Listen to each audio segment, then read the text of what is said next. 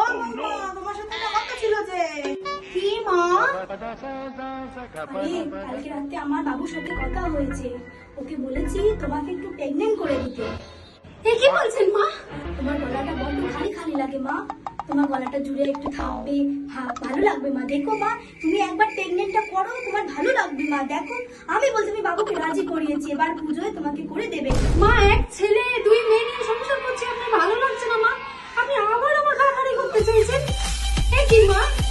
না বৌমা, তুমি শুধু চিন্তা করো না, তোমার গলাটা বড় খালি লাগে মা, তাই আমি ভেবেছি, বাবুকে বলেছি প্রেগনেন্টটা বানিয়ে দিতে, গলাটা জুড়ে থাকবে, পুজোর সময় ভালো লাগবে। ভালো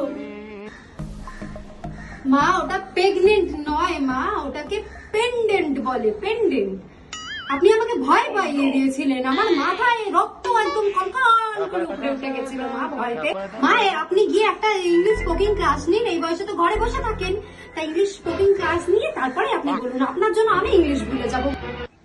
কি বললাম, ভালো কথাই তো বললাম, কত কিছু শুনিয়ে দিল। আজকালকার মেয়েগুলো ভালো লাগে না।